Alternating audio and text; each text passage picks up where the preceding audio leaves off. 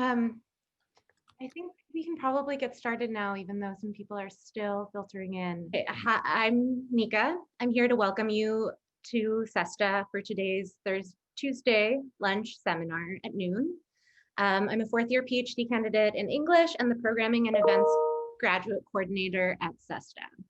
I'm going to shut down my sounds if possible. So I'm here to welcome you to today's seminar. Our esteemed guest, Stanford Professor of Art History, Shane Denson, is the author of a book on the media reception of Frankenstein on screen. The book is titled Post-Naturalism, Frankenstein, Film, and the Anthropotechnical Interface. It was published by Columbia in 2014. For his seminar today, Shane Denson will speak from his latest monograph, Discorrelated Images, which is a theoretical account of the post-cinema media regime, and it was published by Duke this year. But first, I wanted to say a few words to set the tone. Today is election day, and I may not be the only one feeling nervous about how the rest of the day will unfold. So I wanted to share a poem.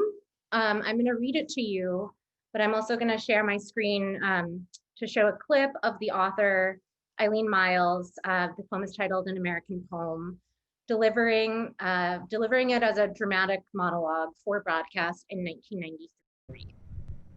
A woman I was currently having an affair with said, "You know, you look like a Kennedy." I'm going to share now.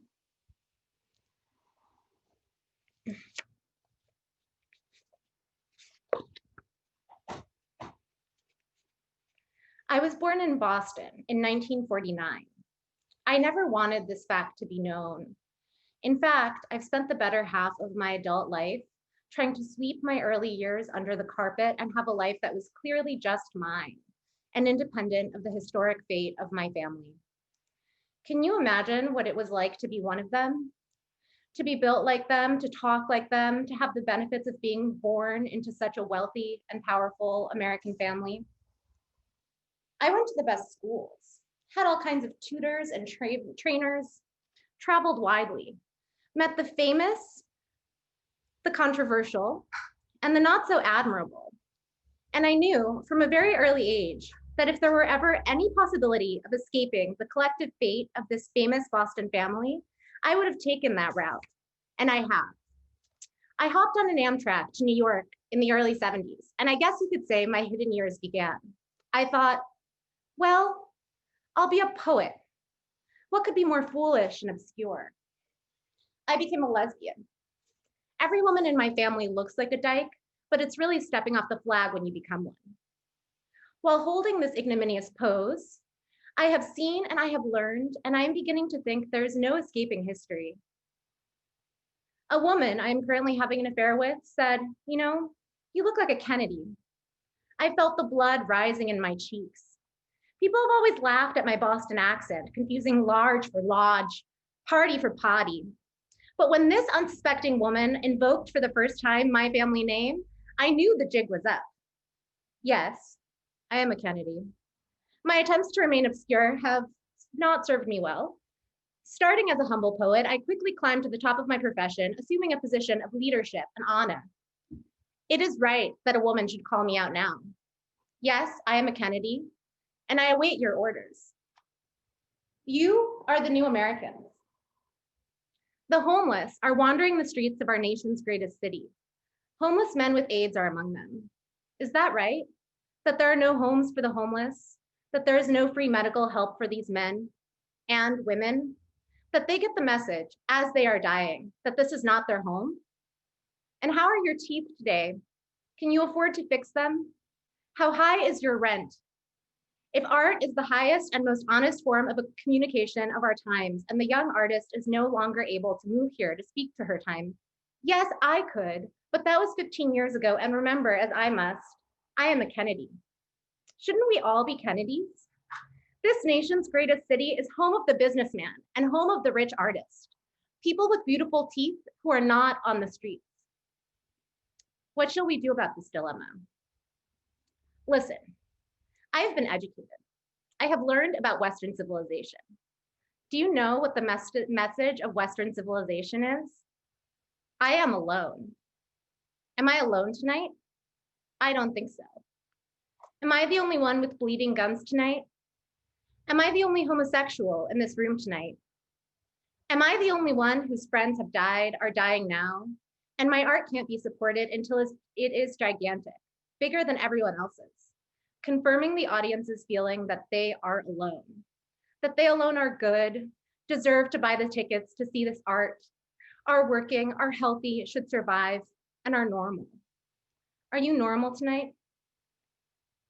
It is not normal for me to be a Kennedy, but I'm no longer alone, no longer ashamed.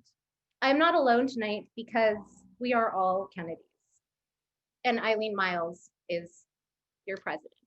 Okay, the last time I showed the clip to a group, it was the day after the 2016 election. And today I just wanted to read it out loud to a group myself. Yeah, I think what really stood out to me about the poem and especially your performance of it is how unexpectedly it resonates with some of the things that I've been thinking about, not so much in terms of the election right now, but in terms of our media sphere. And this is really getting at the crux of what I call discorrelation, this kind of coming apart um, of images and voices and other sensory forms that don't always quite line up. And this is something that I'll be talking about in a minute, so I'm not going to get too far ahead of myself. But I think what you've really brought out is a kind of well, as I'm going to call it in a minute, a kind of seamfulness, as opposed to the seamlessness that gets promised to us in digital networks and computational devices. Instead, you know, the seams between the images um, and your words or your performance of the words really draws attention to the friction that remains in media networks and that doesn't get erased, you know, no matter how like Apple promises us some kind of seamless experience or whatever. So I think that like thinking about that and thinking about the political relevance of seamfulness as opposed to seamlessness is something that's worth kind of meditating on. I don't know that I'll get us there all the way today in my talk, but I am going to kind of gesture towards some of those things.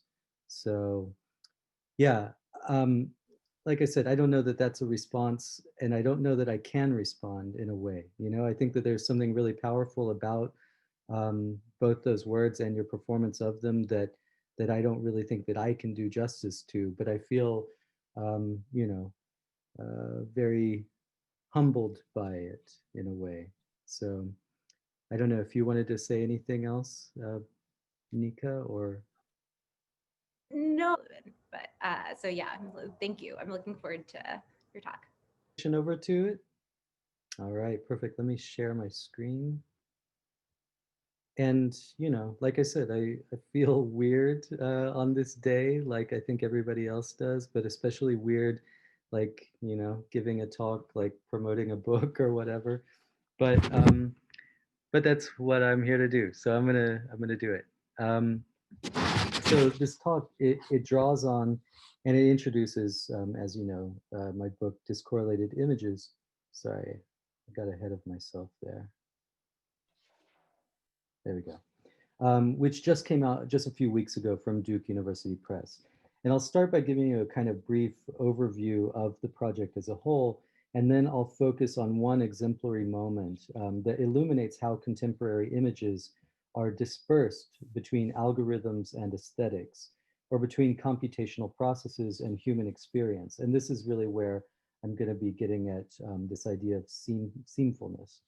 And finally, at the end, I'm going to zoom back out to a kind of higher altitude and explain what I take to be the existential and ecological stakes of the project. So first, the overview of the project. Discorrelated Images explores the transitional space-time between cinema and post-cinema. More precisely, it probes the transformational temporal and spatial articulations of contemporary moving images and our perceptual, actional, and affective interfaces with them as they migrate from conventional forms of cinema and enter the computational systems that now encompass virtually every aspect of audiovisual mediation, which I think we feel more than ever now that everything is on Zoom. So while the generation, composition, distribution, and playback of images increasingly become a matter of algorithms, software, networks, and codecs, our sensory ratios, as Marshall McLuhan called them, are being reordered. Our perceptual faculties are being reformed in accordance with the new speeds and scales of imaging processes. In a post-cinematic media regime, that is, both the subjects and the objects of perception are radically transformed. Older relations, such as that between a human subject and a photographically fixed object, are dissolving, and new relations are being forged in the microtemporal intervals of algorithmic processing. With the new objects of computational images emerge new subjectivities, new affects, and uncertain potentials for perception and action. At the heart of these transformations lie the generative dynamics of high-speed, often real-time feedback and feed-forward processes, which introduce and modulate new contingencies at the heart of post-cinematic mediation. We glimpse such processes in digital glitches, for example, which derail perception and inject the microtemporal misfirings of the computer into our subjective awareness. The underlying contingencies, however, are beyond the purview of subjective awareness. Beyond the purview of subjective perception. The algorithms and hardware operations responsible for the glitch are fundamentally discorrelated from phenomenological processes of noetic intentionality. Moreover, the glitch reveals a more general instability attaching to computationally mediated images, which are highly volatile and always in danger of dissolution. Processed on the fly in an interval that is inaccessible to human perception, the images that populate our world are themselves discorrelated from human subjectivity. Nevertheless, various forms and manifestations of contemporary audiovisual media mediate to us these processes, providing sensory complements to subperceptual events, helping us in a sense to negotiate the transition to what might be a post-human or post-perceptual media regime. These mediations and negotiations are the core focus of the book. Discorrelated images engages, in other words, with the transactions between human and machinic agencies as they together broker the ongoing transition from cinematic to post-cinematic media. Framed as such, the project has to answer to a number of objections at the outset. For example, isn't the death of cinema a tired cliche? And isn't the very notion of post-cinema therefore superfluous? The machinery of cinema has changed, to be sure, but the cinema thrives even in a computerized world. Indeed, there's no hard break, no bright line between cinema and post-cinema. The vision of post-cinema that I'm advocating is not predicated on cinema's end, but rather its envelopment within the larger space of an environment that has been thoroughly transformed by the operation of computational processing. There are real continuities between the experience of going to the cinema in the age of celluloid and in the age of pre-COVID, right? And that of watching movies stored and screened by way of digital apparatuses. We still consume moving images, and these moving images still mediate stories and other recognizably perceptual contents. But in focusing on these continuities, we risk overlooking the volatility or contingency of the correlation between subject and object, which in the age of computational processing teeters precariously atop microtemporal processes that are radically different in speed and scale from human perception. The perceptual correlation, in other words, pertains to a level of phenomenal experience that is abstracted from and systematically blind to the underlying discorrelation. And yet, as I argue, the underlying discorrelation transforms our experience in important and far-reaching ways. Some of these effects are more readily apparent. like the sensation of being blown away by the ostentatious display of new visual effects, or simply taking notice of, perhaps slightly annoyed by, formal changes introduced through nonlinear digital editing and digital color grading. Other experiential effects are less obvious. For example, the subtle confusion between diegetic and extra-diegetic spaces introduced through a digitally simulated lens flare, which at once which at once simulates the physics of an analog camera that asks merely to be looked through in order that we may perceive the simulated reality beyond, while also embracing the goal of ostentatious display, begging to be looked at for its stunning simulation of reality, right down to the interplay right down to the interplay of light and a non-existent lens. Phenomena of this sort refuse easy resolution. In oscillating between invisibility and display, or between the subjective and objective poles of experience, the virtual camera defies traditional phenomenological analysis. The CGI lens flare points, therefore, to the discorrelation of perceptual objects from viewing subjects, and thus to the need to locate the experiential impact of contemporary images at a deeper level of affective materiality and embodiment. Digital glitches, lens flares, and other such figures serve as concise emblems of discorrelation, and I read the films, videos, and media objects that employ them as parables of the experiential transformations that ensue as a result of our encounters with the underlying processes of computation and its altogether non-human affectivities. For example, there's a remarkable and often remarked scene a little over halfway into Denis Villeneuve's Blade Runner 2049 that might serve as such a philosophical parable about our changing media landscape and the uncertain relations that it generates between human life and perception on the one hand and the spatiotemporal situations created by digital images on the other. The scene in question is a sex scene involving three characters: the Blade Runner known as K, played by Ryan Gosling, his AI-powered and holographically projected girlfriend, Joy, played by Ana de Armas, and a sex worker named Mariette, played by Mackenzie Davis, who has been hired to lend Joy a tangible body in order to make love to K.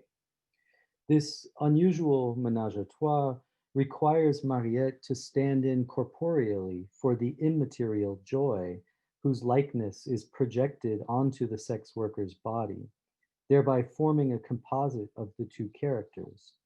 And indeed, compositing is the technique used to merge the two actors' bodies in digital screen space.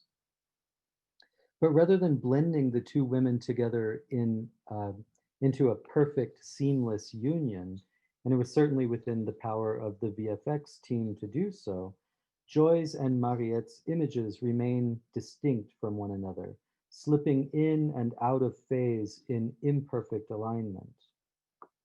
The emphatic seamfulness of this union is foregrounded as a visual spectacle in its own right. As a spectacle, it's staged not as something to be taken for granted, but as something that has to be achieved. Thus, before the composited women can jointly make love to K, they must with some effort be synced up with one another. Mariette stands facing K while Joy slowly approaches.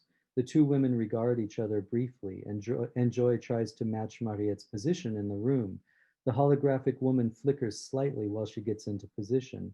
The two roughly aligned women shift back and forth and look in opposite directions. Then they raise their right hands. Then they raise their right hands and look down to inspect them. The camera cuts to a subjective shot, either from one or both of the women's perspective. The hands are waved back and forth several times, one of them lagging noticeably behind the motions of the other, until they suddenly snap into place and line up visually with each other. Cutting back to the women's faces, still visibly out of phase, Mariette smiles and says with some amazement, "Look at you," thus giving voice to the movie's self-reflexive display of its effects, which demand the viewer to look at them. Joy more seriously responds, "Quiet, now I have to sync." And now, indeed, the women's faces line up and their bodies line up, but they continue in the following to alternate between the one and the other as more focally dominant, just as if someone were playing with the transparency settings of each layer in Photoshop or After Effects. Because the synchronization remains incomplete, it retains an obstinate visibility. The scene is therefore something like one of those VFX reels that digital effects studios upload to YouTube or Vimeo in order to show off their work. Videos that peel back the multiple composited layers of CGI textures, particle physics, and simulated lighting to reveal the technical complexity behind the finished images in blockbuster movies, a complexity that is otherwise invisible in its seamless integration. But here, through intentionally seamful compositing, the execution of VFX is put on display in the movie itself. Paradoxically, the very failure of integration is situated as a visual spectacle. The image's imperfect temporal synchronization and seamful spatial alignment serve to focus the movie's thematic interrogation of boundaries between human and artificial being, between life and non-life, between real and fake. Just prior to sinking with Mariette, Joy assures Kay, quote, "It's okay, she's real. I want to be real for you." But staged in this way, the images also layer atop this questioning a further interest in imaging processes themselves, an interest that is motivated narratively by the presence of the holographic joy, of course, but that goes beyond that level and aims squarely at a problematization of the images on the spectator's screen. The scene therefore synthesizes or composites these levels materially. The question of the digitally mediated image becomes transposable with the question of the definition of human life and perception itself. So, like the characters on screen, the spectator too is enlisted in a questioning that might be termed the problem of edge detection. Joy's struggle to stay in sync with Mariette translates a computationally demanding task of matching a moving object's visible outline in real time. Kay's job as a blade runner of discerning between human and non-human entities is twisted into an effort to see, both visually and conceptually, the two women as one without thereby confusing them. And the viewer is tasked with mediating between diegetic and non-diegetic complications of the image, along with the resulting thematic and material confusions of human and technological agencies. Technically speaking, edge detection refers to a set of computational processes that are fundamental to machine vision, computer vision, and automated image processing. Edge detection encompasses algorithms that identify discontinuities in brightness within digital images, extracting line segments called edges that correspond ideally, but not necessarily, to the actual edges of physical objects or symbols. Edge detection is implemented in applications ranging from optical character recognition, automatic license plate readers, industrial robotics, drones and self-driving cars, and other areas where a computational system is responsible for detecting, recognizing, classifying, or processing visual phenomena. Abstracting from this technical understanding, we might relate the concept of edge detection to broader issues of perception in an age of digital mediation. As the technical implementations of edge detection algorithms demonstrate, many contemporary images are radically discorrelated from human perception. They may never be seen by human eyes. And even the ones that we see with our own eyes are impacted by the transformative effects of computational processing. From popular worries over the veracity of images in an age of Photoshop and CGI, to scholarly debates over the loss of indexicality and its meaning for our experience of moving images, the shift from a cinematic to a post-cinematic media regime has introduced all sorts of uncertainties into our relationships with images and the underlying technologies that produce and support them. Nearly all of the images that we see today, whether in a movie theater equipped with digital video projectors, on a smart TV connected to digital cable or a Blu-ray player, on a handheld device or a computer screen streaming video from the internet.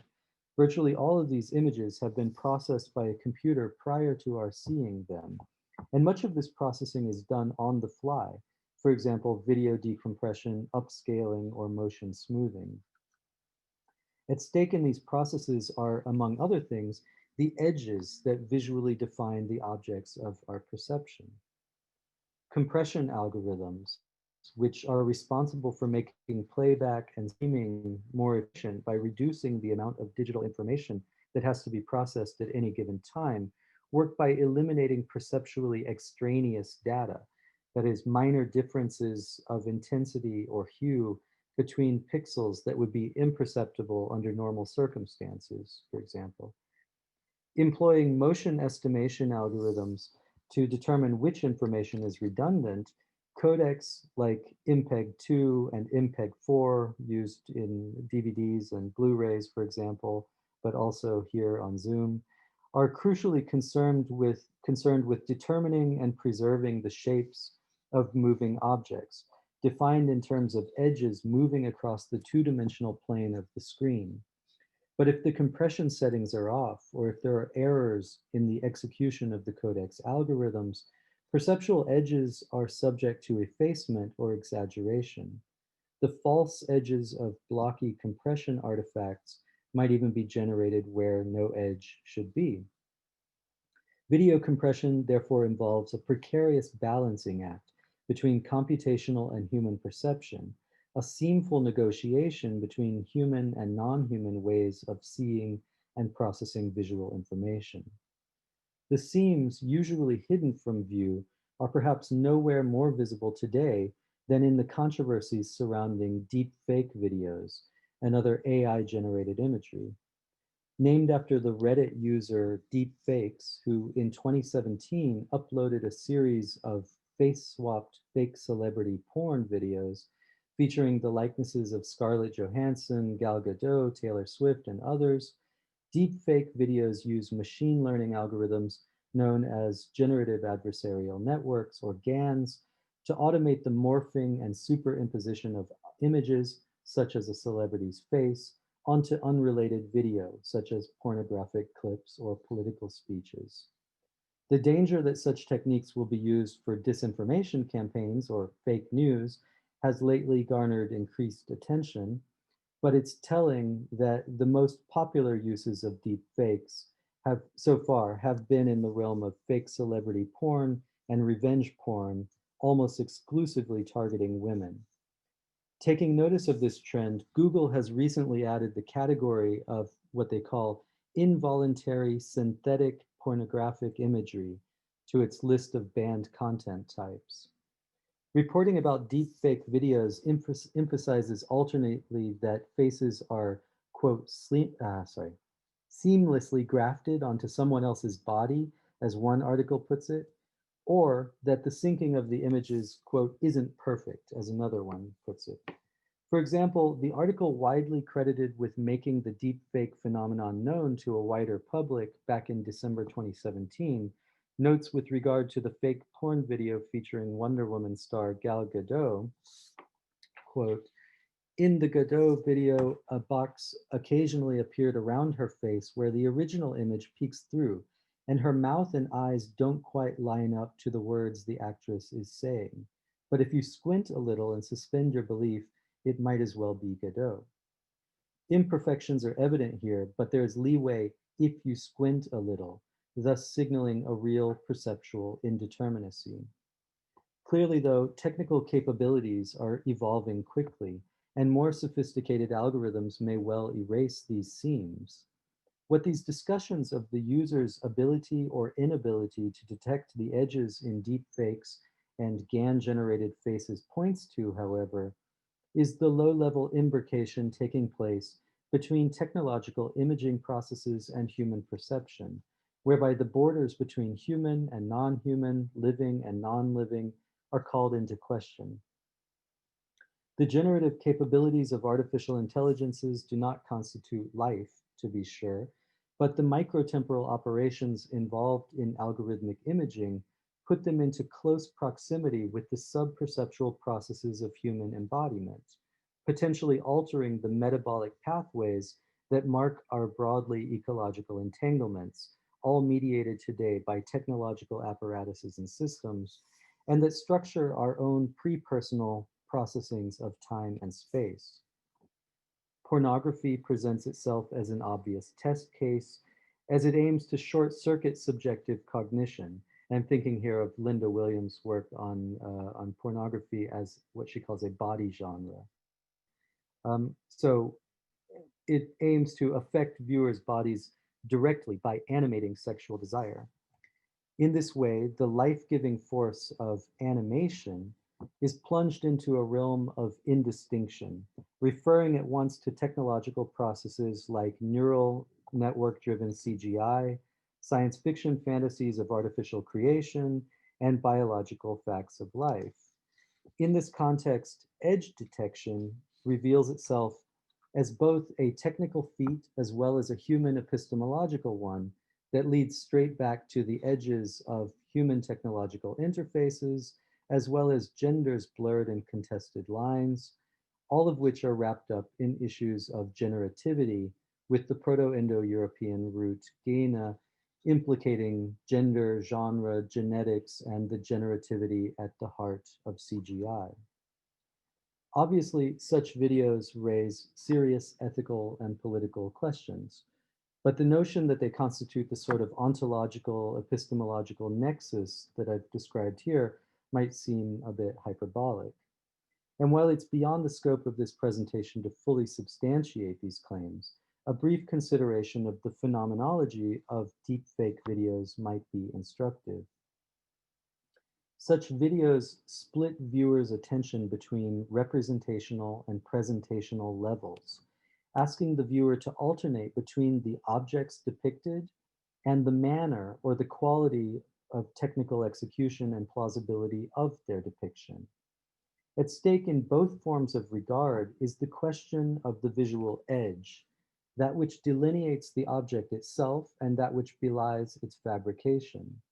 This split or oscillating form of regard decenters conventional modes of spectatorial engagement, deprivileging narrative interest and sutured engrossment in the diegesis.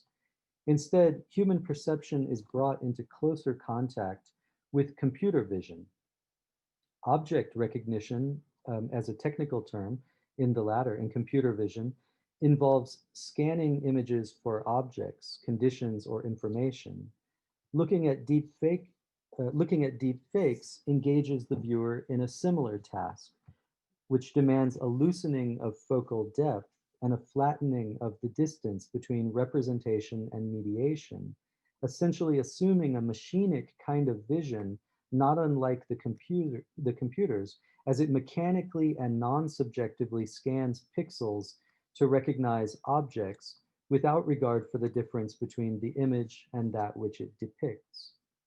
And it goes without saying that in the context of pornography, and especially involuntary pornography, this desubjectivizing of the spectator does nothing to mitigate the objectification of women's bodies.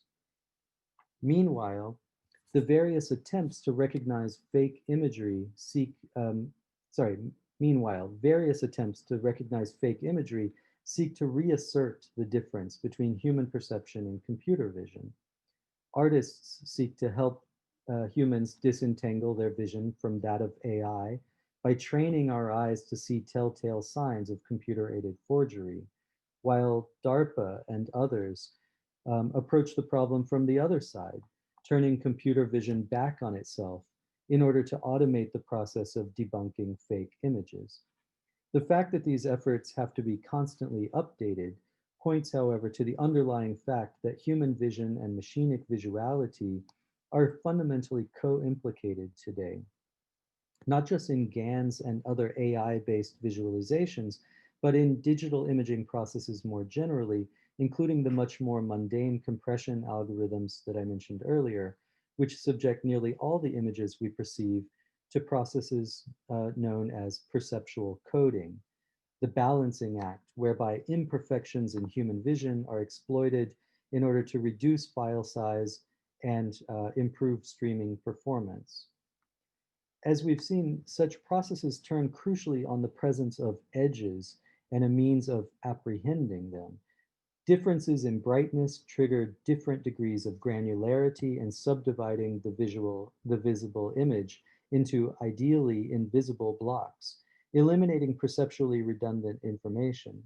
But then the edge at stake in edge detection, both broadly and narrowly construed, is the would-be seamless integration or synchronization of human and non-human forms of vision or visuality, whereby perceptual coding blends imperceptibly into a coding of perception.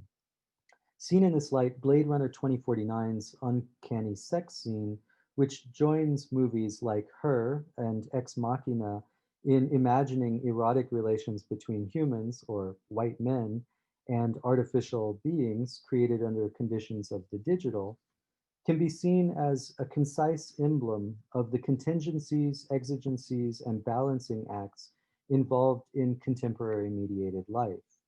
The scene is unusual for its sceneful display and focus on the difficulties of synchronization, which it stages as a question of images, but also of animation, a life-giving generativity that implicates biological and artificial life, both within the diegesis and without, at the interface where an embodied viewer, a holographic woman, and the image's digital infrastructures meet. All of the principal actors are engaged in operations of edge detection. Joy and Mariette share the task of matching movement based on visible outlines, a task usually carried out by video codecs, while Kay plays the role of the spectator who might need to squint a little to fulfill the gendered fantasy of seamless integration, but whose perception remains under constant threat of breakdown in the form of a visual glitch. As I've argued, the seamful display stages not only a technological but a profoundly philosophical problematic, and can therefore be read as a visual allegory for our post-cinematic situation more generally. It points to the uncertainties and seamful negotiations of human and non or post-human spatio-temporal situations that take place in, but that far exceed mundane acts of viewing digital video. The scene unearths the deep imbrication of perceptual and technological capacities as they're distributed across human and non-human agencies, thus problematizing relations between human perceivers and computational images that, because they operate in spatial and temporal registers that are significantly different from those of embodied humans, are in an important sense discorrelated from that perception. Most importantly, by staging this encounter as an emphatically sceneful spectacle, the scene adds an aesthetic dimension that helps us to make sense of subperceptual encounters that, because they take place in a microtemporal interval inaccessible to subjective perception, categorically elude higher order sensory presentation. The scene therefore mediates between human perceivers and the invisible conditions of life today. This is an aesthetics of edge detection, of images caught between algorithms and aesthetics. And the stakes, as I see it, couldn't be higher. I'd like to conclude by outlining what I take these stakes to be, and in the process give you a better picture of the book as a whole, starting with the very end, the final words of the final chapter. Perhaps nothing less than the future of the planet and the agencies that will populate it depends on how we relate today to our screens and their discorrelated images. So if you haven't read the prior 235 pages of the book, and perhaps even if you have, the fireworks of this flamboyant finale will likely seem immodest at best. More probably, the claim that the future of the planet and the agencies that will populate it depends on how we relate today to our screens will seem hopelessly hyperbolic. Be that as it may, these are what I take to be the stakes of discorrelation, which I understand to involve images in a fundamentally future-oriented system of image generation, processing, and data capture. Whereas cinema in its classical forms was a medium of what the late philosopher Bernard Stiegler called tertiary retentions, or the techniques of externalized memory. The new regime of imaging, what I often refer to as post-cinema, is a medium or apparatus of artificial protensions, an anticipatory system that is implicated in the shaping of viewers' emergent perceptual and active capacities. The final sentence of chapter 2 sums this up. For it's here on these screens that the future is being plotted in increasingly anticipatory processes that materially displace the perceptual present and seek in advance to format the subject of experience, to modulate subjectivity by means of the molecular metabolic forces that are activated when we press play. Accordingly, as I pointed out at the beginning, the post in post cinema doesn't signify that cinema is dead or over, but it does say that cinema is, in a sense, a thing of the past. Quite literally, it is a recording of past events preserved for present consumption. The post of post cinema thus gestures toward the futural dimension by which the new regimes of imaging go beyond the present, calling it up by exceeding the temporal window of human consciousness, acting on us at a pre-subjective or metabolic level.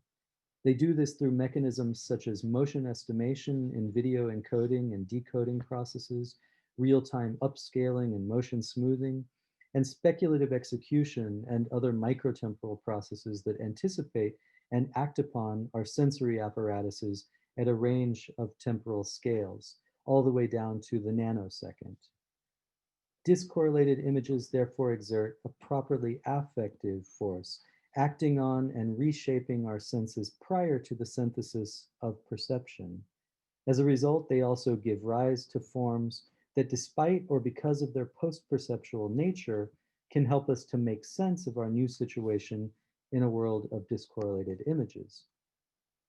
This can take a number of different forms, as I argue in analyses of images ranging from blockbusters to artist videos to documentary and across genres such as horror, sci-fi, and Japanese role-playing games.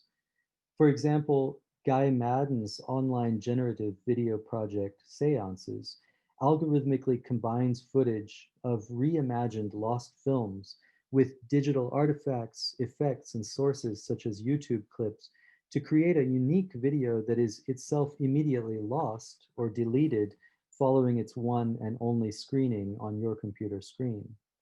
It thus heightens our awareness of digital temporality and its discorrelation from cinematic time. The project's titular seance alternates between a spiritualistic gathering and a cinematic screening, for which the French seance is used as a matter of course, but it also comes to implicate the radically multi-stable and multi-scalar temporalities of what we now live as screen time. As another example, Yvette Granada's wonderfully weird and clunky 360-degree video, Clone, plays with tropes of cyber and xenofeminism to draw attention to the capitalistic intersection of computational technology, environmental collapse, and heteronormativity in the contemporary image. And while this may not offer us an immediate solution to our problems, I argue in conclusion to chapter 4 that in an age of the metabolic image and the disintegration of the living subject, ironic politicization can be a powerful way to begin making sense of discorrelation. In a very different vein, Kuwaiti-born Palestinian artist Basma al-Sharif's video, Home Movies Gaza, offers a picture of a kind of post-cinematic realism where glitching digital television sets indexically register unseen military drones circling overhead, their inhuman visual systems producing images that are categorically invisible to human eyes. Discorrelation is here a matter of life and death. But by showing the continuation of human and animal life, even in this environment most directly impacted by the new reality, and especially by reclaiming a material politics of this hostile reality's protocols, which are channeled into the video's own phatic mediality, Al-Sharif points tenuously but with guarded hope toward the possibility of a more humane collective future somewhere beyond the horrors of discorrelation, if we can get there. And this, for me, signals the political value of the aesthetic in the face of discorrelation. And everything, and I mean literally everything, depends on this. Ultimately, we might speculate what post-cinema demands of us by means of its discorrelated images is that we learn to take responsibility for our own affective discorrelations, that we develop an ethical and radically post-individual sensibility for the networked individualities through which computational, endocrinological, socio-political, meteorological, subatomic, and economic agencies are all enmeshed with one another in the metabolic processing and mediation of life today. And thus, in this sense, perhaps nothing less than the future of the planet and the agencies that will populate it depends on how we relate today to our screens and their discorrelated images. Thanks. And let me stop sharing my screen.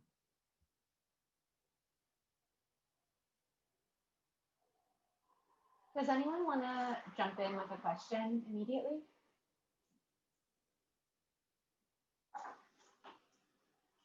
I can try. Thank you, Shane. That was a really rich and, can you hear me? I put on headphones. Oh, that's fine. I can hear you. Okay, good. That was a really rich and fascinating talk. I really latched on to especially the examples of how these human AI image production conduits are reshaping our visual imaginary, like with those deep fakes and everything. The way I kind of started thinking about it, I work on novels, which ask the reader to kind of correlate in their minds the visual representations of the diegetic and extra diegetic scenes. This is kind of their own speculative fantasy. You spend much more time than I do thinking about visual media. So I kind of wanted to ask, well, I have a few questions. First, this you answered, but I guess I wanted to restate a little of this you addressed directly in your talk, but I wanted to kind of ask using an example, and it's how do discorrelated images reshape our subjective visual imaginaries? So you kind of gave the example of the porn deepfakes, and I started thinking about the difference between those versus imaginary, like imagining coitus with celebrities. Mm-hmm. And so in terms of having an ethical relationship to these discorrelated images, how do we relate to these kind of post-human productions, visual productions, when we, in relation to kind of the knowledge, the awareness that these images are algorithmically distributed to us by, post-human capital surveillance conduits? Yeah, no, those are great questions, and I think that it's not easy to answer them straightforwardly. I mean, I'm not trying to evade them, but let me just outline some of the parameters, I think, of answering these questions. So as I understood it, the first question was, how does discorrelation reshape our visual imaginaries? And also I guess the parameters of imagination as well, right? I guess so I think it does it on multiple levels at once. And whenever I talk about like the metabolic force of these images, what I'm getting at is the way that the operation of them happening at such a fast, at such a like high rate of speed that is outside of our perception, that it's already operating on us like materially in an embodied way, in a way that is going to push our subjective perception in a particular direction before there's a question of me perceiving the image, right? The operation of the image happening faster than I can possibly process as a cognitive entity is going to have this kind of force in shaping who I'm going to be. So this is what I'm getting at in terms of like the political force of these images. Like, I would not say independently of, but prior to the question of their content, is going to already, exert this kind of formative agency. Then we add the content into it, and of course we do process images as people, as subjects, as as cognitive entities, right? So there's this kind of mismatch, and that's what I'm trying to get at with bringing up this idea of seamfulness, and looking at glitches and things like that, is trying to open up a space for like even recognizing that there is this gap between the kind of pre-personal impact of these images as kind of technologies, and of the personalized or subjectivized and objectifying force of images as images, right? This is like the between algorithms and aesthetics.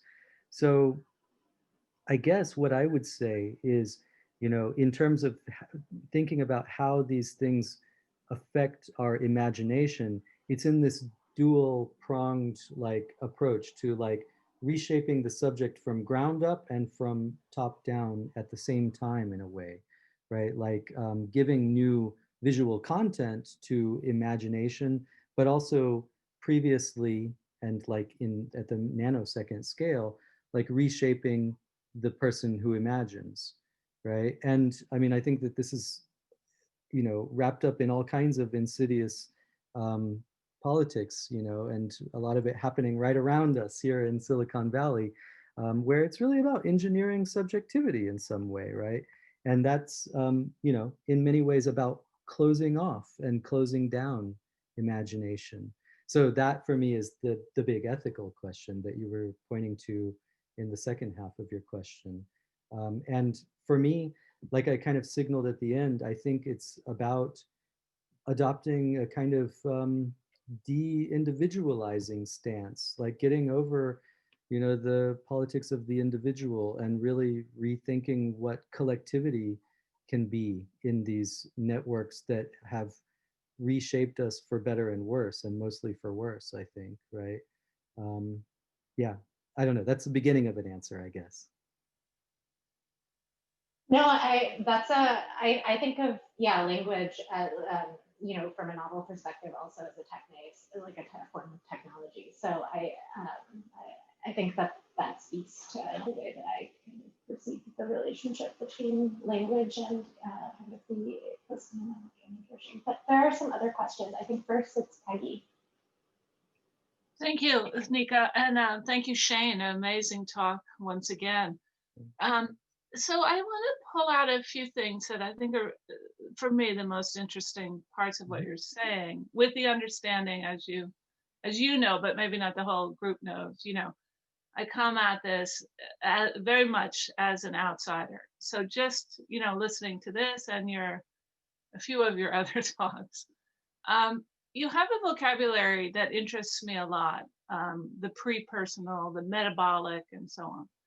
And I'd like you to just talk about that methodologically, because obviously to narrativize or to write philosophically or phenomenologically, you are post-personal in that sense.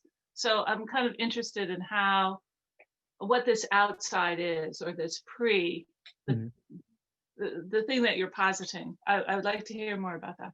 Yeah. And then it's related, but I noticed in one of your screenshots of the book, you had a reference to Merleau-Ponty, and I was thinking very much about his concept of the flesh of the world when you were showing the Blade Runner excerpt, which I have to say again, as an outsider, I'm embarrassed to admit I've never seen that film. So it's okay. This comment is totally based on what you showed. Mm-hmm. So, and it could have been because Nika, began us with Eileen Myles and the question of the lesbian or lesbianism.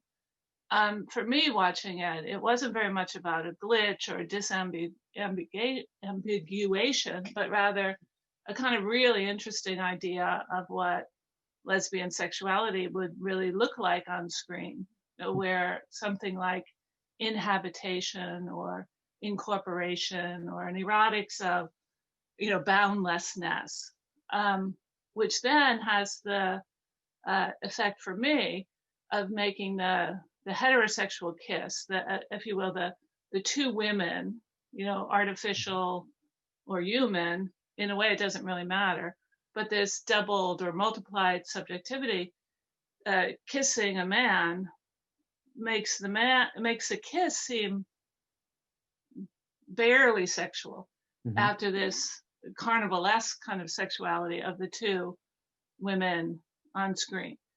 So the final point would be, why would you call that a glitch and a disambiguation rather than a cornucopia and an abundance and a whatever the whatever the opposite of a glitch would be, a new fusion, a new kind of fusion or something like that. Right. So that's really exciting to me and interesting. So Thanks, Peggy. I really appreciate this. Let me see if I can. Okay. First of all, don't worry about not having watched that movie. It's really not that great. This is the best scene in it. Okay. You always make these things sound so interesting. Yeah. Okay. Go ahead. Well, I mean, it's not horrible, but the original movie is much more interesting. I mean, the original. Yeah, I've seen the original. Yeah. Yeah, that's much more interesting. And one of the things that I want to point out, is that the politics of all of these movies that I mentioned there, these three, Blade Runner 2049, Her, and Ex Machina, they're all pretty questionable in terms of like their sexual politics, right? They stage these kinds of like Ex Machina. I don't know if you've seen that one, but it's about this robot woman who gains her freedom by killing the two men who are basically holding her and subjecting her to Turing tests and whatnot. And you can read it as this kind of allegory of liberation, but it ultimately, I don't know. I'm not really sure that any of these things get beyond the kind of very heteronormative politics that they are ostensibly questioning sometimes, right? So yeah, let me go back to the first question about the pre-personal and the metabolic. And you actually started linking it the way that I would do too, which is through people like Merleau-Ponty, the idea of the flesh. And actually, I'm thinking, well, I develop it mostly in terms of an earlier moment in Merleau-Ponty, in the phenomenology of perception, which, I mean, a lot of people think or accuse phenomenology of being very subject oriented, right? As, centering the subject, where I think Merleau-Ponty clearly does not. I mean, definitely the later Merleau-Ponty with the flesh is all about confusing the subject, the object, the world, right? But even in the very early, phenomenology of perception, there's this really interesting moment where he talks about a what does he call it? I forget the exact words right now. And he says an inner diaphragm before the differentiation of subject and object. He's talking, yeah, it's a really beautiful piece. It's where he's working through phantom pain and trying to delineate the phenomenological body from the physiological. But he comes to that moment of like radical, undifferentiatedness of like that fusion, that cornucopia that you're talking about, that eventually does become, I think there's a direct line from that inner diaphragm to the later flesh concept. And that for me is really what it's about. So when I'm talking about the pre-personal, it's still material, it's still embodied.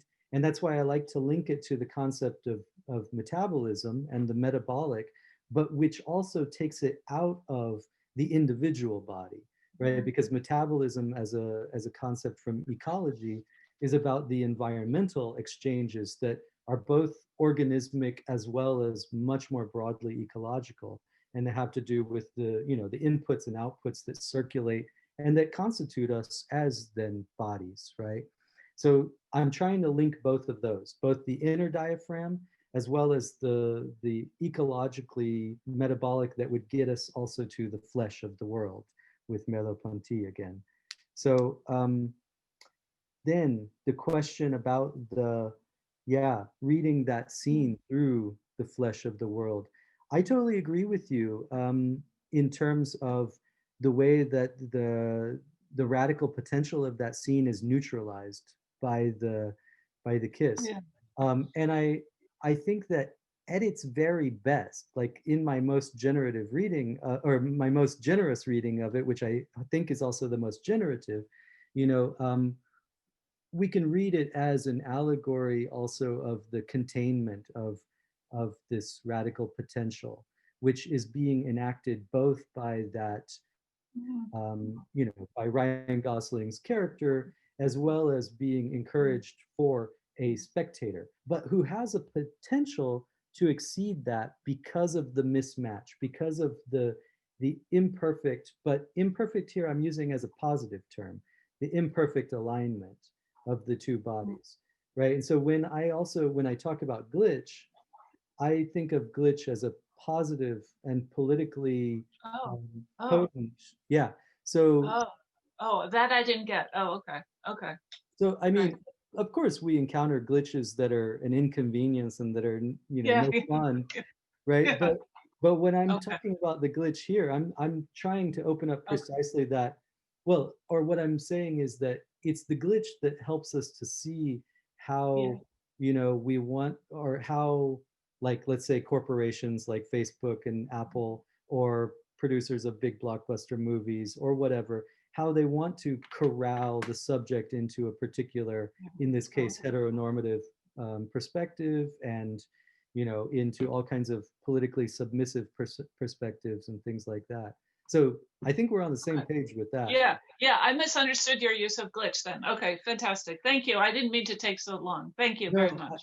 I was really Others trying I to don't want to do. talk. Yeah, so Thank you, Peggy. thank you, thank you. I think Elaine Traharn is next. Hi, can you hear me? Yes.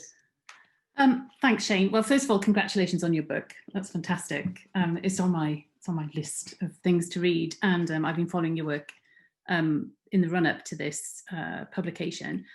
And also, thank you so much for this extraordinary and sort of stimulating prelude to the reading of the book.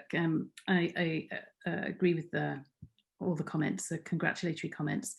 So my question really is well, twofold really, but the first thing is how you feel that your observations about discorrelation and the seamlessness of images ties into trends that we see in text technologies as a whole.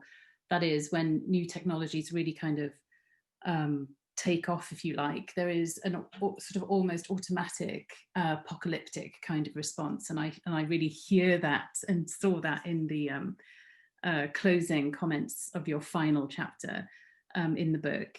And then also another sort of a trend that you see all the time in response to new technologies, particularly ones that affect society widely, and especially sort of Western or rich society, however you want to think about rich society, which I think first world issues are what we're really dealing with here. And it's that kind of urge for authority in a collective response that provides a sense of what is true or not. And you see this again and again from sort of actually as early as the late antique period to the present day. So these things are in effect kind of part of one might imagine, part of a sort of cycle of text technologies that is at least generational, if not sort of half generational. And that sort of ties into Galloway's work in the interface effect, where he talks about, and I'm just going to quote from Galloway and ask you to kind of comment on that in light of what you've talked about. He says, any mediating technology is obliged to erase itself to the highest degree possible in the name of unfettered communication. But in so doing, it proves its own virtuosic presence as technology, thereby undoing the original erasure. So that kind of the seamlessness with which we kicked off really with the discussion after Nika's beautiful reading. Actually, if I say beautiful, it's very timely and evocative. But so this idea of again, as sort of part of this cycle of technologies of their authority and our kind of apocalyptic responses. I'm going to stop there because obviously I could keep rambling, but I'd much rather hear from you. Thanks a lot, Elaine. This is a great question. And yeah, I mean, this is something that I've been thinking about too, right? Like, well, let me say first of all, because I may be giving the impression, and it's hard not to get that impression on this day of all days, probably, that like the message of the book is kind of apocalyptic in some ways. And I mean, you know, the book, the last chapter of the book is about representations of the end of the world, right? And so really trying to get to these, you know, more like increasingly often staged, you know, stories and ideas and images of the world the world ending, which I take to be kind of the paradigm or the, you know, the extreme form of discorrelation, right? When images no longer have even a possible subject to perceive them, right? So, but ultimately what I'm actually trying to do in this book is trying to articulate something a little bit more hopeful, right? And so opening up these seams for me is always about finding that space where a more hopeful stance can be mounted, right? So I am kind of working through some of the dystopian ideas that circulate, obviously, and I don't think that I mean, I'm certainly not a utopian kind of optimist in any way, right? In terms of like what these technologies, these images can do for us. They're mostly going to do things against us, I think. But you're right that I don't know. I guess I am kind of grappling with these opposing tendencies of not only the dystopian kind of, you know, doom that always accompanies new technologies, and also the fascination that accompanies them, right? And both of which kind of work against the erasure of seamlessness that Galloway is talking about. So I feel like, I mean, I think Galloway and I are on the same page in terms of, you know, saying that all mediation involves friction. It will never be completely, you know, communication can never be seamless, and mediation can never be seamless. And that's actually a good thing, yeah, right? Except that the forces that potentially show it to us are not necessarily all good. They don't, you know what I mean? So like the fascination of a new media regime that makes us look at it and say, wow, isn't that great?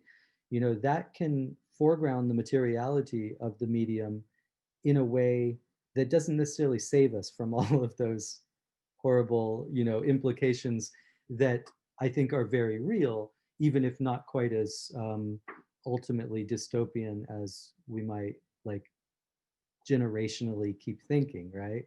So I don't know if I have a full answer to the question, which I think is really maybe kind of the underlying struggle of the book, is like situating this particular transformation of mediation in a way that is neither just doom and gloom or praise for, or also, you know, giving into the erasure that may happen, but that is trying to think about what's kind of new about this, but not unprecedented, right?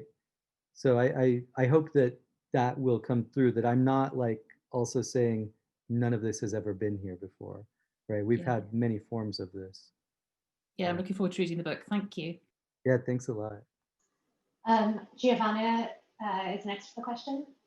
Yes, thank you, Shane, for that wonderful talk and talking to us today. It really means a lot. And also, and so I'm going to ask a question that is related a little bit to Elaine, and I'm coming to this as an outsider and as an historian and someone who's thought about the ancient world a lot, where of course fragments is the, what we know is mostly fragments, and the visual has been very powerful, but on a very complete different kind of scale. scale and speed. But instead I want to talk, I guess that my question is because I want to hear more about you, about movies and post-cinemas. And as I was listening to you, I was thinking about, of course, many glitches were part of the cinema experience, like in early cinema experience, and not just early, and thematized in many movies as well. But there, the glitch is also when actually, you know, the fire erupting or destroying the medium. And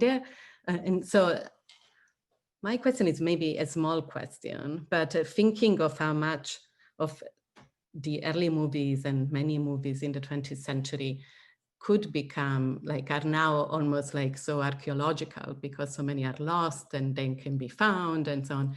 And then you made us think so much about more than I ever did before now, about the medium on the digital image. So I wondered about, since in recovering these earlier movies, in this post-cinema moment now, the digitization is like, or transforming them into digital. So transforming the medium completely, but it's still, well, we still think of it as a cinematic and cinema, but what happens in that transforming into a new medium, these images of the cinematic era? Is that something that there is like, I just wonder if there is anything that one can think with in interesting ways you've been making us think about this recovery in a new digital medium of this earlier cinematic Yeah, no, I think it's, I mean, I think that these processes are really fascinating. And one of the things that I've been looking at, but not writing about yet, and I don't know if I will or not, I think there's some other people who are already picking it up. Recently, there's been all of these upscaled 4K reproductions of like Lumiere brothers shorts and, you know, whatever, all these kinds of like a train traveling through some German town in 1907 or something like that. And, you know, I mean, it's possible to actually do a 4K like capture of the Lumiere shorts. Like the Lumiere shorts, the ones that are still around, I think most of them have been kind of, you know, transferred in a 4K process, even though we usually see them on YouTube in like maybe 360p or 720p at the best or something like that. But so what these people have been doing is using like machine learning algorithms to interpolate the missing pixels in order to blow it up to 4K resolution without rephotographing the actual photograms, right? And what happens though is that, so I mean, first of all, you know, it's an easy target for machine learning.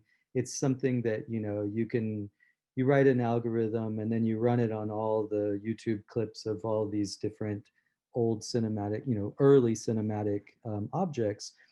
And on that level, it functions as, you know, an advertisement. It's, I mean, I think of it like in terms of Neil Harris's idea of the operational aesthetic, right? Where he's talking about P.T. Barnum and he's talking about magic shows and he's talking about scientific exhibitions in the 19th century, where the machine is put on display and you watch its operation and you marvel at its operation without asking, well, alternating somehow between the spectacle and its underlying principles, the engineering of it.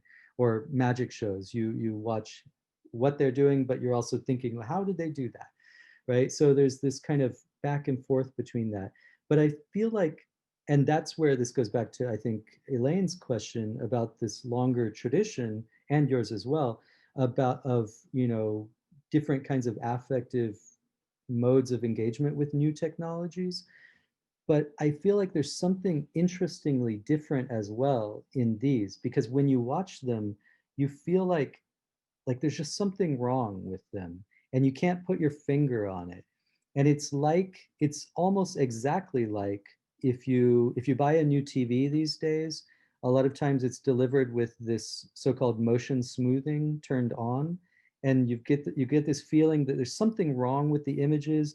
Maybe like movies, like classic movies from like say the 40s or 50s or whatever, they look like they're shot with plastic dolls or something. I don't know if you know what I'm talking about, but if you've ever seen it, you'll know that there's something wrong with this image, and you have to turn off this motion smoothing, which was created for like sports broadcasting and stuff like that.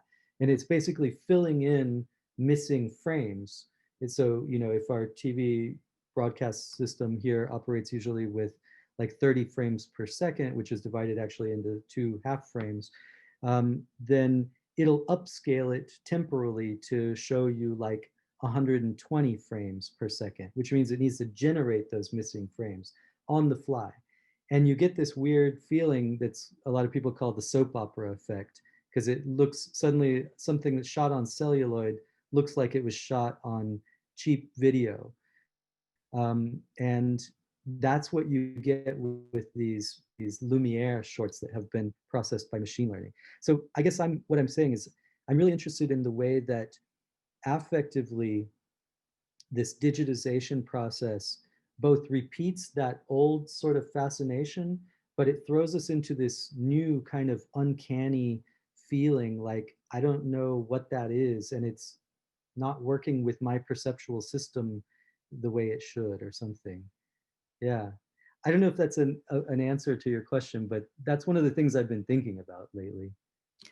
Thank you. I'll be thinking about it thanks to you. So thanks. Thank you.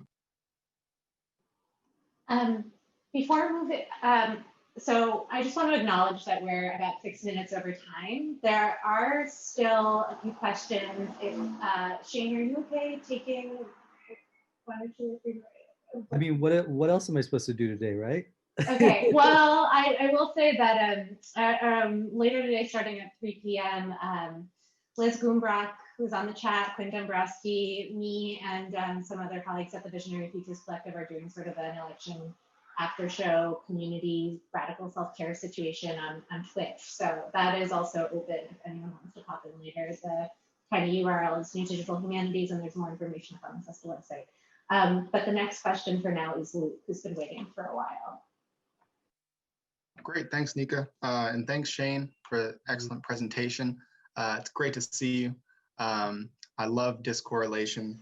And I have a question for you about metabolic interaction with the senses specifically.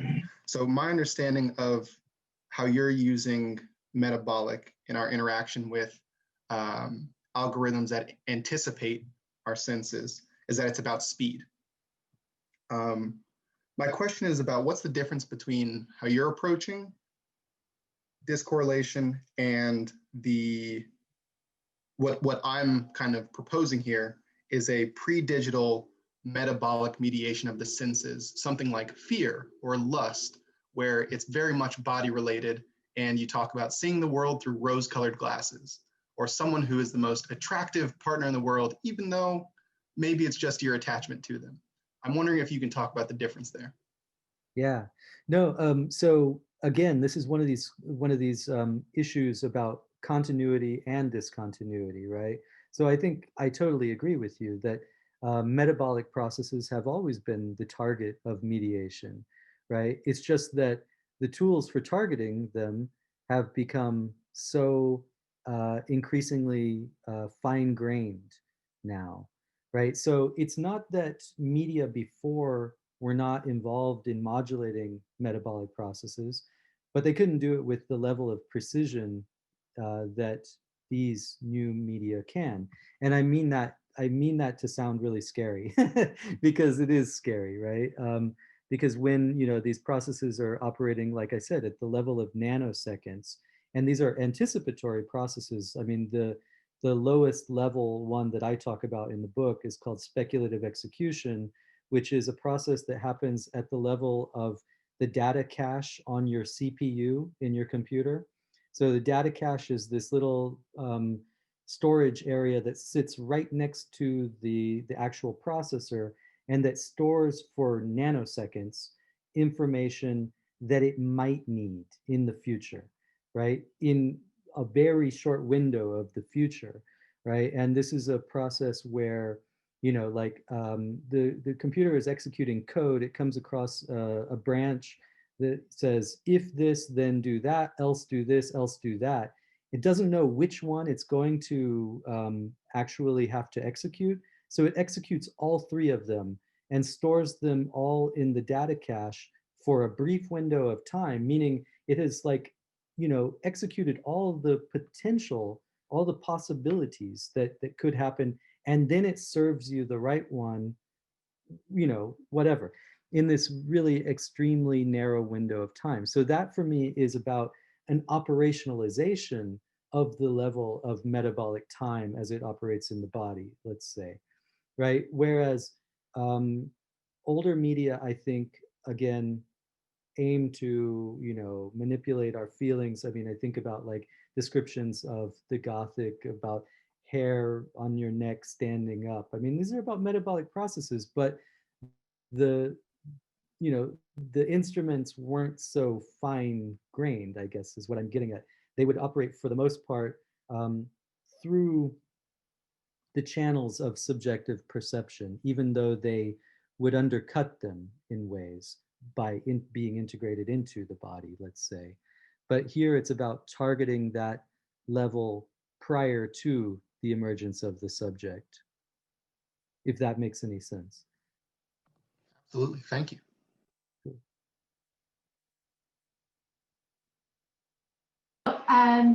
I think that Ren, you had a question next.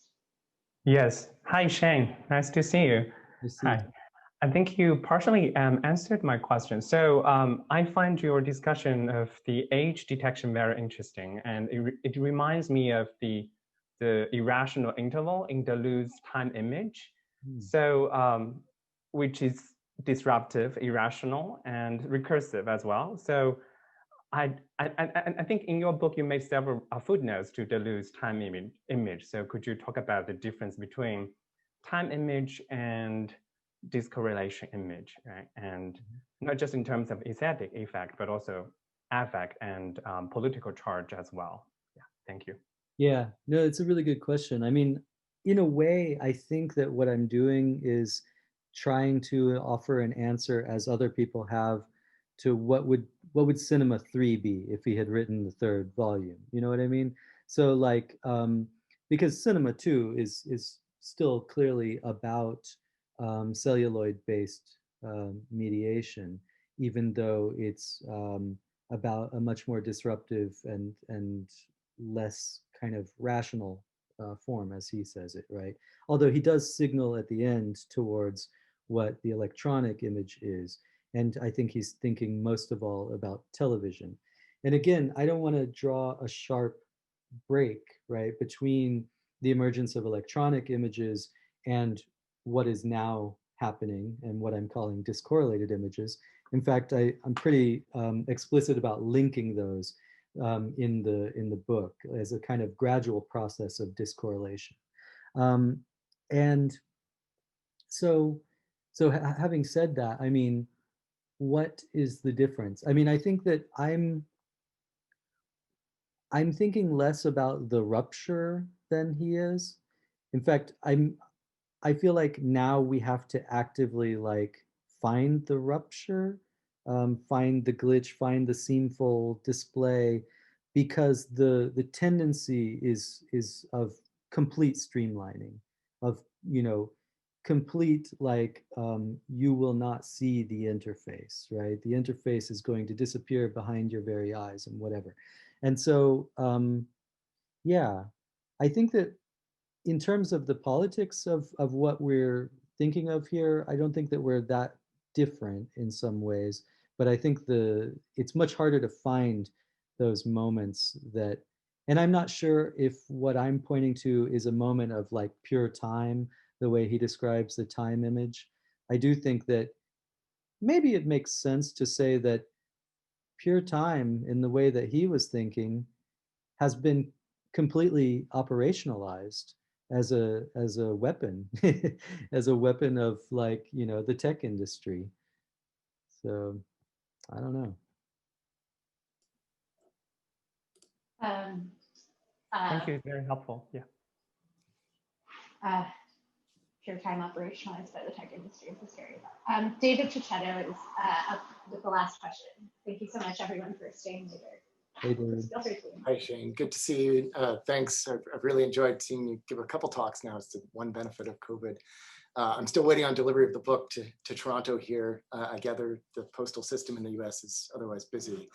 I was actually going to ask you a question about data caching and temporality, but maybe I'll just pivot it slightly since you just talked about them. And I guess it's in some sense about the temporality of glitches in simulated imagery. It strikes me as potentially important that most of the images that discorrelations are most present in are recorded in nature as artifacts, at least, even if they are, simulated in their production. The exception, I guess, being settings like Zoom. But so is there a tension between the more or less stable artifacts in which so many simulated images emerge such that they're available for repeated viewing, and in fact circulate often because they are available for repeated viewing as such, and the part of your argument that is about this gap between pre-perceptual or affective impact of machinic processes and their address of us as subjects. So are those temporalities in concert with one another or in tension with one another, or just curious? Yeah, that's a great question. And I'm not sure what I even think in general about this, because, well, so I mean, you're pointing to this really important thing, right? Where, glitches, I mean, first of all, a glitch, what even is it, right? I mean, there's this really cool paper that I'm blanking on the name right now, but there's this really great paper. It's in World Picture, and it argues that the glitch is the failure of the machine to fail, right? It's not the failure of the machine. It's when the machine keeps going despite the bad stuff that it's confronted with, or its inability to master all that stuff, right? So yeah, but what happens, like with glitch artists, for example, is there's this constant struggle to produce the glitch, to make the machine fail in an interesting way, and to save the glitch and to record it and then have a record of it, right? And there's this really cool glitch tutorial that I was reading once online, where this person writes, glitches are like wild animals, right? When they really are happening, then they are not, they're not controllable. So you have to tame them. If you're a glitch artist, you have to like save them in a medium that will be reproducible, right? And that's kind of, I think, what we generally encounter is these reproduced, therefore only simulated glitches. They're no longer actually glitches. They've been like captured in good video format, right? But I guess what I'm thinking of, though, in terms of this tension is that, like, even or I guess one way that I put it is that, like, all digital video is a latent glitch, right? It's just waiting to happen in a way. And so maybe, like, I think that I'm not really like, I'm not sure that I really think that there is an absolute difference between the recorded I mean, obviously the recorded object is different from the reproduction of it, but the glitch is there in all of them once we put it into these digital systems, right? And like when we like watch a movie like Unfriended, this Facebook horror movie, where it's like all using these glitches that are really only simulated, but our computer is involved in exactly the same processes that would be involved in creating those glitches right now when we play it, so that the recorded object has actually become like radically unstable, right? Because it's now involved in these generative processes. For me, the value of the glitch, the aesthetic value of the glitch, is in showing us that, that's there always now. I mean, unless we're playing a movie back on celluloid through a projector, we're playing glitchy stuff all the time. But most of it we probably just won't see, But the playback that I do right now of a video is going to be somewhat different from my playback of it yesterday. And that is that latent, unseen glitch in some way. So is there a sense in which then the kind of subjective address is at the same time as being the macro of the micro address of the machine? Is the opposite also true? Is there a sense in which the subjective address is the fine-grained version of this kind of glitch writ large? That's maybe the temporal question that I'm trying to think through. Yeah, no, I think that's exactly right. I think that's right. Yeah, interesting. Thanks. That's great. Cool. Can't wait for the book. Congrats again. Yeah, I hope it gets there soon. I should also tell everybody, I mean, I know it's really horrible, but the book is on sale for 50% off right now if you order it from Duke University Press. Yeah, it's like 13 bucks. So they have a fall sale until November 23rd. Okay, end of advertisement. Thank you so much. Thank you, everyone. This was an awesome event. Thank you, Shane, for presenting. Thank you for staying later for the discussion. Thank you to everyone for all your awesome questions. If anyone wants to continue to participate, kind of be part of the conversation, I'm hoping it can continue on in the Twitch situation later if anyone wants to drop in, and Liz or I can give you the link. There's also linked through on the CESTA blog. But in the meantime, I guess I would like to thank everyone again for being here and wish everyone a good election. Thanks a lot, Nika.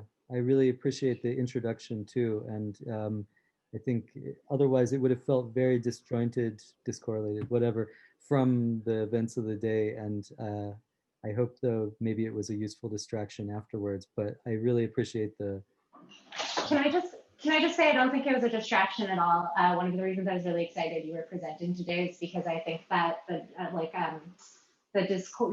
what you've identified in the discorrelated image is precisely what's sort of warping our kind of relationship to the media, like social media, the media news.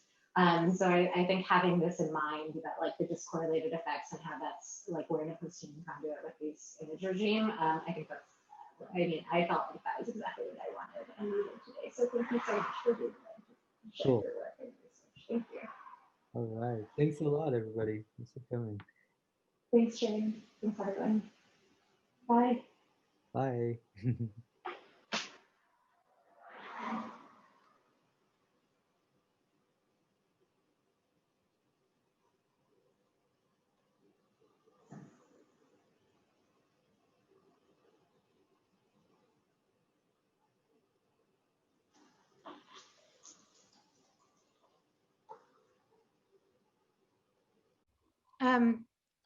I think we can probably get started now, even though some people are.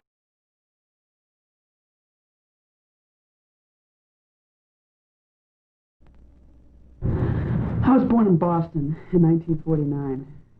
I've never wanted this fact to be known. In fact, I've spent the better half of my adult life trying to sweep my early years under the carpet and have a life that was clearly just mine and independent of the historic fate of my family. Can you imagine what it was like to be one of them? To be built like them, to talk like them, to have the benefits of being born into such a wealthy and powerful American family? I went to the best schools, had all kinds of tutors and trainers. Traveled widely, met the famous, the controversial, and the not so admirable. And I knew from a very early age that if there were ever any possibility of escaping the collective fate of this famous Boston family, I would take that route, and I have. And I guess you could say my hidden years began. I thought, well, I'll be a poet. What could be more foolish and obscure? I became a lesbian. Every woman in my family looks like a dyke, but it's really stepping off the flag when you become one. A woman I am currently having an affair with said, you know, you look like a Kennedy. I felt the blood rising in my cheeks. People have always laughed at my Boston accent, confusing lodge for lodge, party for party. But when this unsuspecting woman invoked for the first time my family name, I knew the jig was up. Yes, I'm a Kennedy. And I await your orders. You are the new Americans. The homeless are wandering the streets of our nation's greatest city. Is that right? Listen, I'm educated. I've learned about Western civilization. Do you know what the message of Western civilization is? I am alone. It is not normal for me to be a Kennedy, but I am no longer alone, no longer ashamed. I am not alone tonight because we are all Kennedys. And Eileen Miles is your president.